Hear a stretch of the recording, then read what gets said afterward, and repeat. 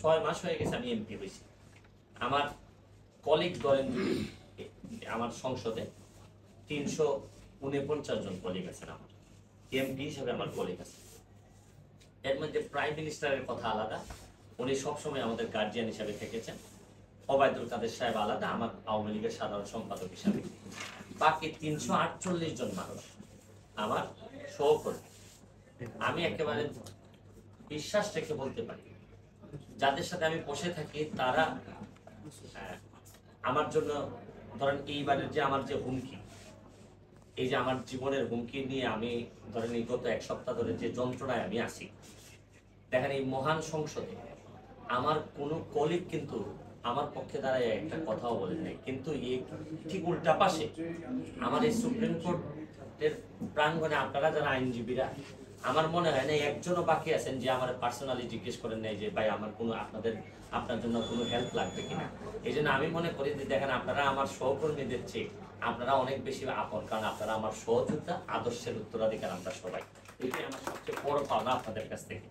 এবং আমি আপনাদেরকে বিশ্বাস করি আপনাদের যে কোনো বিষয়ে, এই যে বললেন যে এই আপনার গণমাধ্যম কর্মী আইন, এইসব জায়গায় যদি আমার কোনো কাজে লাগে বা সংসদে যদি আপনাদের পক্ষে কথা বলতে হয়, কোনো বিষয়ে যদি কথা বলতে হয়, এটা আমাকে অবশ্যই আপনারা রাখতে পারবেন, আমি এটা বিশ্বাস করি।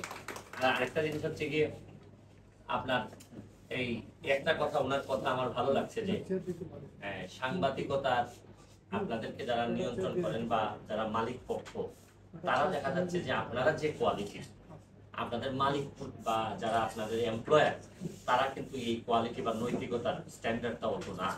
এটা আপনাদের ব্যক্তিগত নৈতিকতার যে স্ট্যান্ডার্ড, এটার থেকে আপনাদের দেখা যাচ্ছে যারা এমপ্লয়ার, তাদের নৈতিকতার স্ট্যান্ডার্ড অনেক কম, যার কারণে আপনাদেরকে বারবার এইসব জায়গায় ফাইট করতে হয়। আমি এটা কাছ থেকেও দেখি, দূর থেকেও দেখি। আমি আশা করি আপনারা যদি ইউনাইটেড হন, একসময় আপনারাই মালিকে রূপান্তরিত হবেন, এমপ্লয়ারে রূপান্তরিত হবেন। যখন আপনারা এমপ্লয়ার হবেন, আমার বিশ্বাস যে এই যন্ত্রণাটুকু আপনারা বুঝবেন এবং আপনারা আগায় দিতে পারবেন। আমার পরিশেষে আরেকটা কথা বলতে চাই, আমি এই পর্যন্ত দুর্নীতি বিরোধী যে যুদ্ধ, এই যুদ্ধে আমি মনে করি যে দুর্নীতি করতেও সাংবাদিক লাগে, দুর্নীতি বিরোধী অভিযানেও সাংবাদিক লাগে। সাথে আমার অনেকদিন চলার অভিজ্ঞতা হয়েছে। আমি বিশ্বাস করে বলতে পারি যে এই আপনাদেরকে দেখলে আমি সাংবাদিকদেরকে নিয়ে স্বপ্ন দেখি যে তারাও একদিন এই বাংলাদেশটা অনেক দূর বদলাই দেবে।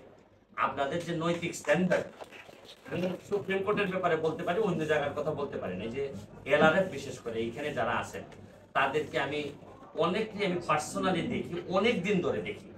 আমার ভাইয়ের সাথে তো আমার ট্রাইব্যুনাল থেকে আমার একেবারে ডাইরেক্ট যোগাযোগ। এখানে অনেকেই আছেন ট্রাইব্যুনাল থেকে প্রায় 10 বছর হয়ে গেছে মনে হয়।